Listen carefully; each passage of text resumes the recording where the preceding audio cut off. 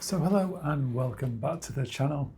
Finally we're back doing some LMU, some proper driving. I guess the channel's taken a bit of a turn over these last couple of years and I just really wanted to get back doing some proper racing, having recently had my shoulder surgery, which I think is probably a resounding success. It does feel really good coming back to racing. But like I said, I wanted to get back into doing some proper racing. But I've spent the last week here at Spa in the McLaren just trying to get this thing dialed in. As you can see, the settings that I made just before we started this. I have played around a lot with these settings. Obviously coming to the end of the pit lane there, just waiting for the green, or else you do get a drive-through penalty going out, or a stop-and-go penalty. So tyres nicely warmed up, first lap, let's do a flying lap. Getting the car nice and straight. It's kind of like a late apex coming through here. And I do all right with sectors 1 and sectors 3, but I am really struggling with sector 2. As you saw looking at I guess we'll look at the data when we come back into the fastest lap in the session. I'm only going to run this one lap and then we'll get straight into the race. We are in split 1, I think of 1 of 27.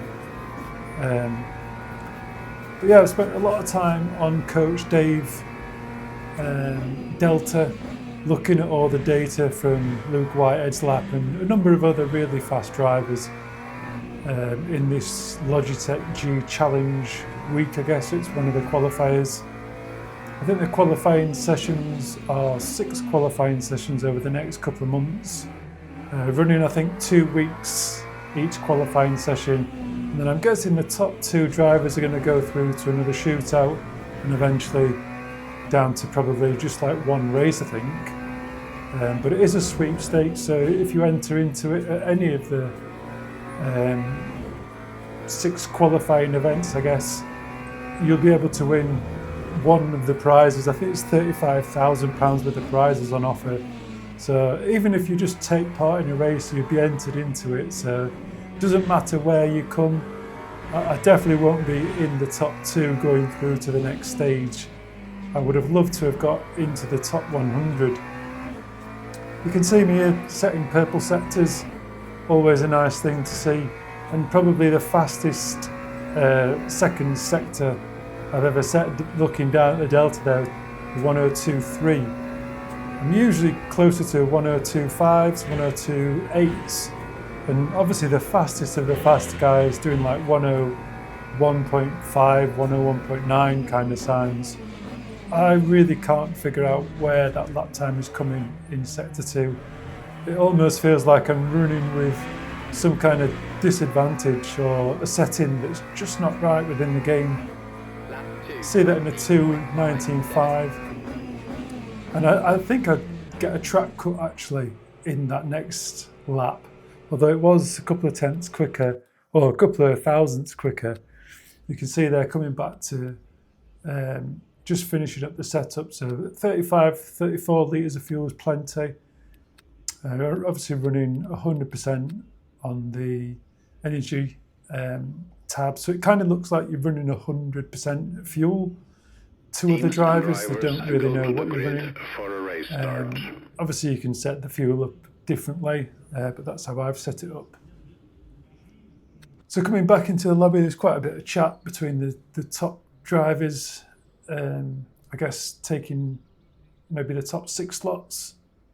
But yeah, this is going to be a pretty tough battle. Nowhere near the fastest lap, but I'm definitely holding my own, probably within the top 10.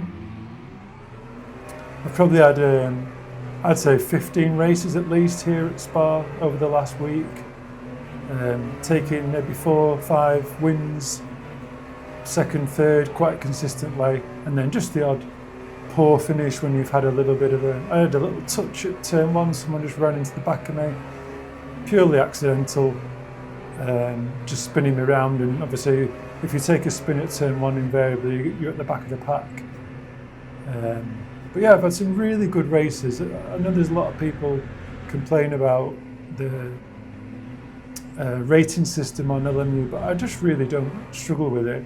I think as you progress up to like a green rated driver, you just end up racing far more competitive drivers and people that are just a little bit more aware where other cars are.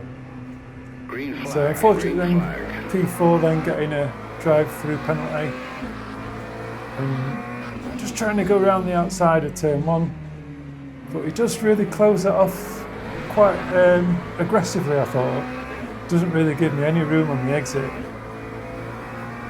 So I thought the back straight, camel straight here, this is going to be my only opportunity really to get this pass done. I don't care if I take a track limit penalty, I'm just trying to get this pass done. So as I approached him there, I was literally just looking at the radar to get as close as I could, and I'm just watching the radar as we come into here, just seeing where he's positioning his car. So I'm almost driving on the radar really.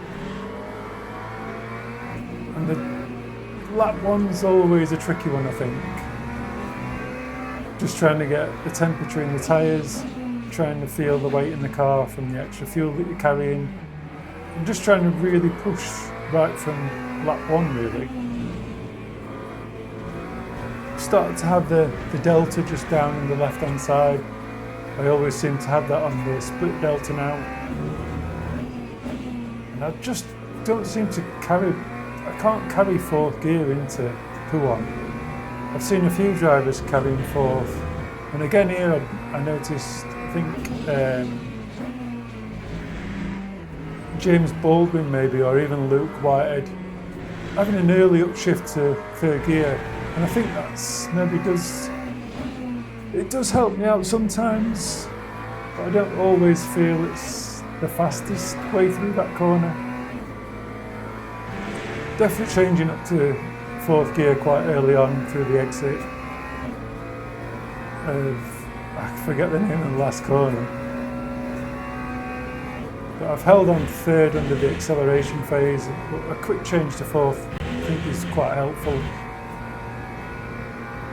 So you can see, it's funny looking at the lap times on the top left there, how some drivers use my system of putting fuel in, and some drivers use the alternative method.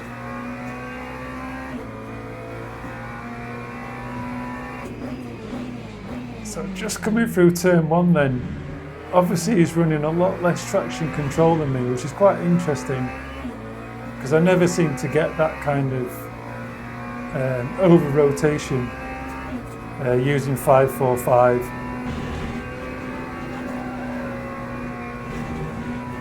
I have tried using 444 on the traction control. It works pretty well. I just feel like it eats the tyres more. And I have tried using 332. Again, I would probably suffer the same consequences as the lead driver did just then, Alberti. I'm just sometimes a bit too eager on the throttle, coming away from some of these slower speed corners, and it really does light up the rear tyres. A couple of drivers I've noticed coming through here using 2nd gear, staying in 2nd gear. And people that swap to 3rd gear through here, it just feels like I can't get the car slowed down enough. So trying to brake in a straight line, I always have the 2 shifts down into 3rd. Just let the car roll into P1 and then back on the power. So Paulson there still yet to serve his drive-through penalty. But I have had a number of races in split 1, but I do really feel like this is probably my toughest battle yet, really, with the remaining drivers that are so close. I was very aware looking at Smalley up there.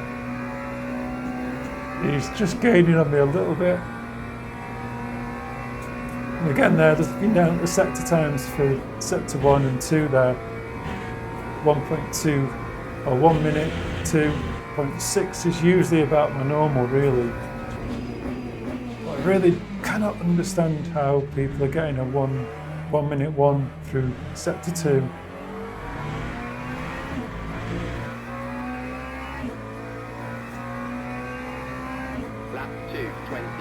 So as long as I'm consistently in the low 220s,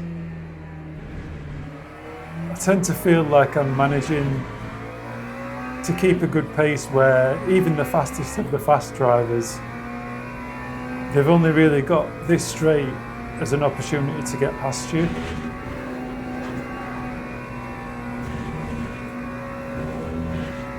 But yeah, just going back, obviously it's the first video I've done for a while, just trying to get into LMU a little bit more. And I do, obviously the channel, a lot of it's been based over the years on setups, especially within ACC. Again, I've played very little since getting the VR headset. But I think LMU just offers so much competition these days, and it's good competition when you higher up the splits. You're racing people that are, it's almost like being in a league really, when you're racing other good drivers, but in a public lobby situation. You do get people that obey the blue flags, that they're just a bit more focus on, I guess, the etiquette that comes with sim racing really. Obviously you get new drivers to the game and they don't tend to follow I guess the rules of racing really. But I do tend to find LMU has a better quality of player. Obviously when you've had a few little touches here and there and you start moving down the ratings a little bit, you do end up having some scrappy races to get them ratings back up. But I really do enjoy LMU. But I am struggling to race with the best of them.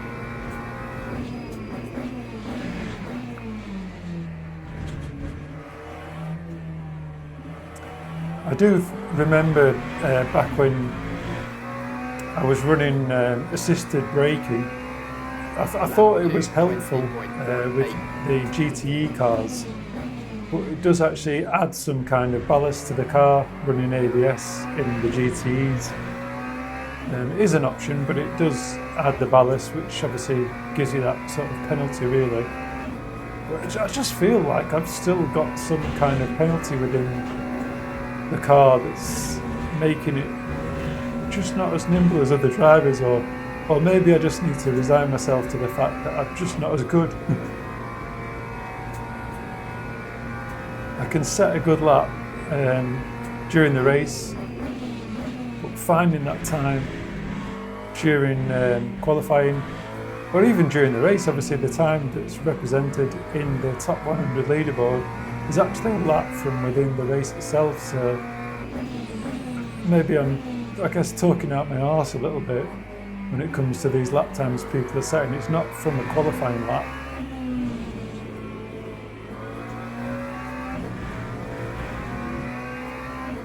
Yeah, I do enjoy away from LMU.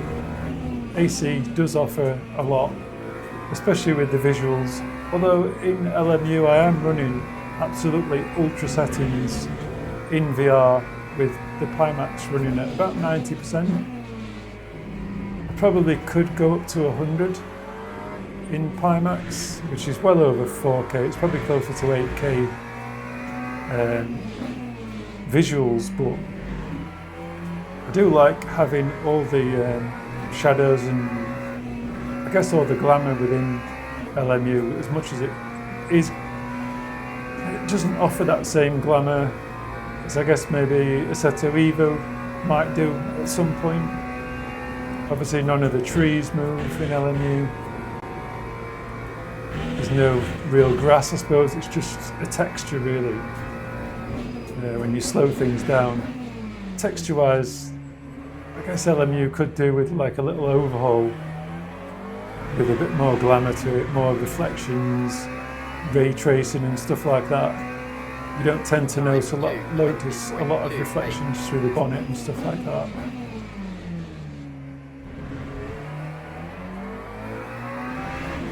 So Alberti then, the guy that set P1, is definitely on a comeback in third position. but you've still got a little ways to go. Even if you set in 219s, 219.6 at 3.7 seconds, you've still got to be seven laps or so before we'll even catch P2 really. If we're lapping in the 220s, low 220s. So it does make you think even the fastest of the fast drivers still struggle, unless they've got the lead really. Making that comeback can be quite difficult. I seem to be up quite nicely on sector 1 each time, and I just lose it through sector 2. I did sit on board after the race in Alberti's car, just to see what he was doing differently, but I just don't see it. I don't see anything different.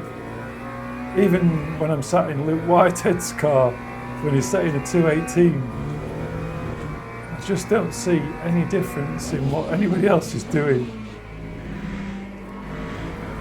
But somehow I'm not setting the same lap times as they are. But yeah, having recently had soldier surgery now, probably maybe a month into recovery, it's feeling really good. Doing lots of sim racing. I had been doing quite a bit of Battlefield 6, which I've really enjoyed, getting back into Battlefield. Maybe a little bit of Ready or Not as well, suggested from a friend, but I think as soon as I started playing Battlefield 6, I've not been back to Ready or Not.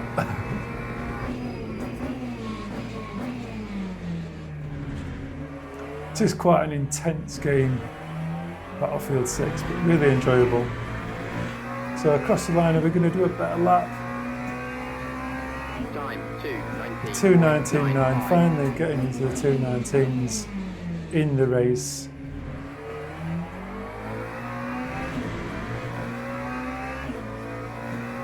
Obviously I have done another video about 2:19s here at Spa, again in the McLaren, but I just really wanted to show what I'm doing to be able to win races in Split 1 really. There'll be a lot of people coming to the game that are setting 220s, 221s, just trying to show really how consistent you need to be in the 220s really. And I think there's small mistakes that you can make throughout the lap that have quite a big impact. It's like getting on the power early here, not clipping too much of this curb on the right hand side, making sure you pick up that inside curve, getting on the power early. So many little nuances to this lap. And I know I'm running 48 on the brake balance coming into there, but like I said, if I try and run, say dropping down to 4th gear through P1, the rear of the car really does just step away from me. And obviously I'm running an old belt-driven Fanatec 2.5 Club Sport wheelbase. Whether the direct drive wheels offer more detail within LMU, as to whether I would feel, I guess, more of the edge of grip kind of feel through the car. I just wonder if, obviously with the belt-driven wheel, I'm not actually feeling the same level of grip as a lot of the faster drivers. I know obviously you've got drivers using pedals that are like £2.5 a pedal with like SimuQ pedals. I'm still using my old inverted V3s, probably with a rubber in them that definitely needs replacing. That time was a 2:20.10. So very similar lap times then with P2. Really struggling to pull away from him in any shape or form. And then you've got P3 doing 2:19s again. Only a 2:19.9. But I only think the last couple of laps, the lap time really does step away a little bit. Just pulling a little bit of a lead from driver 2, Jay Smalley.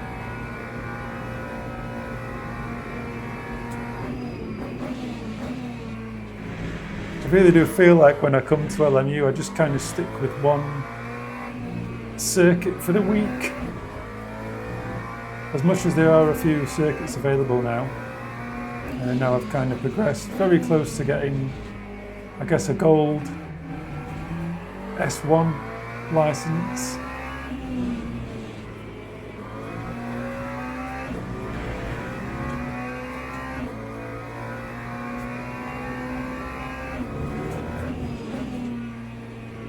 I did revisit Assetto Evo again the other day, hoping, since there've been a few little patches to 0.6.2, that it was feeling a little bit better, but I ended up taking the Renault 5 GT Turbo, an old car that I really do love, around Ullerton Park.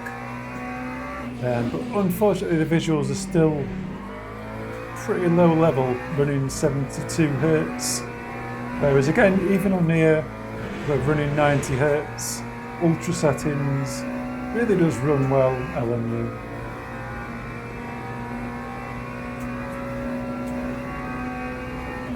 But yeah, coming back to Assetto Evo, just needs to be a little bit better on the visuals for VR, I think. Just every single setting is as low as you can get it to run at 72 frames with resolution at 70% in the headset I'm using. Lap 2, 20.19. It's drivable, but it's not particularly enjoyable. I think maybe when we reach 0.8, we might have seen a few steps forward for VR. But in the meantime, I think I'll be coming back and forward to AC and LMU. But I still do need to try it, actually. Automobilista 2 in VR. I think I'm still yet to try it. But I think every time I do try the game, it just reminds me so much of Project Cars 2.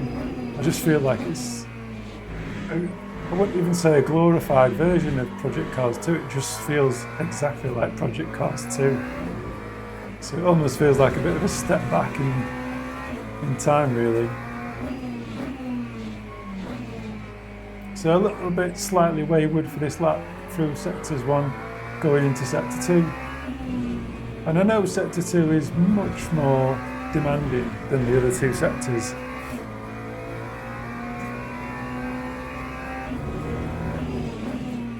But yeah, I'd love to be able to find more lap time.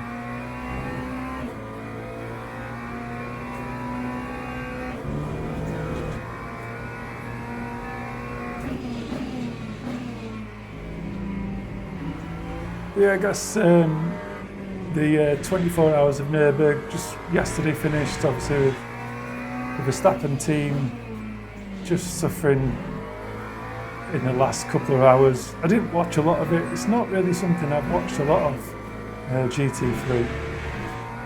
I do tend to just follow the Formula 1, I guess, but I am swaying a little bit more from time to time to watch some of the GT3.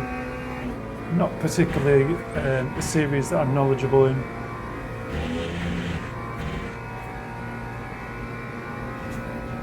So coming into the last lap of the race. And I think P2 really is probably more concerned with the catching Alberti as I'm concerned with the catching Smalley, I think. Just trying to keep everything tidy. You can see the lap times for Alberti have dropped off and Smalley. As it's the same with myself, down into the 220.5s now. That pure grip from the tyres definitely gone. I think obviously early on you're going to be setting your best lap times, probably set lap 2, 3, something like that, 2 or 3. Obviously if you're in P2, maybe P3, you'll be able to get a couple of nice toes somewhere down these back straights. Just a little correction there, I almost thought I'd lost it.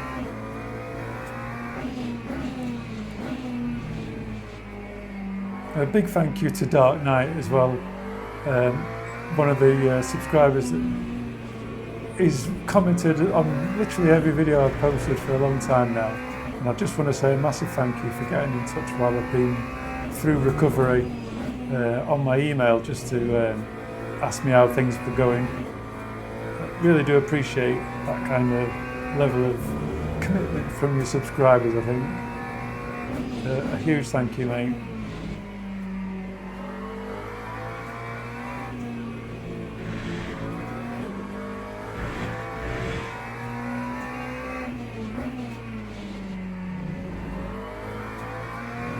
So looking back then at 2 and 3, just 3 tenths, 2 tenths between them. So I can see them in the little rear view mirror down the bottom there.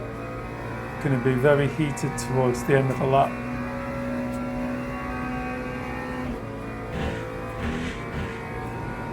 One tenth.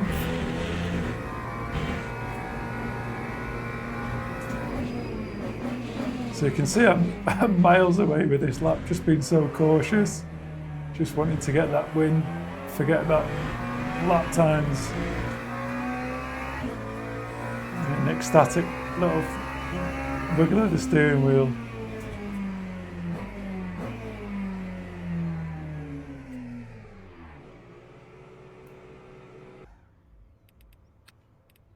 So I just wanted to see what happened with the last 2 drivers as I finished over the line. You see them there coming as we come through. All very close at the back.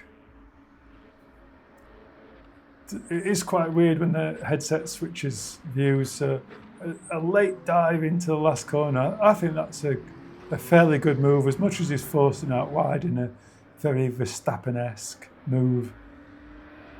The P3 driver was, let's say, wasn't too pleased about that move.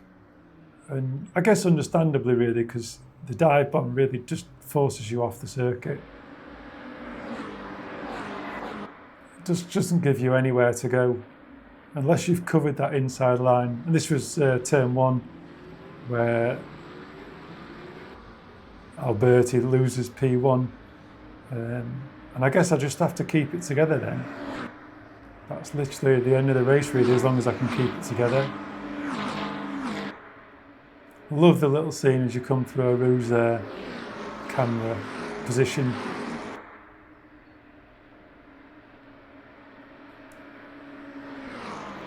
Yeah, hopefully you've enjoyed the video. Not sure what we'll feature next, but really nice there, picking up P1 and beating Alberti. It was probably the only driver that was higher than me, I think. Finishing out that race. Yeah, I think I'm near rank 2 now. Oh, sorry, silver.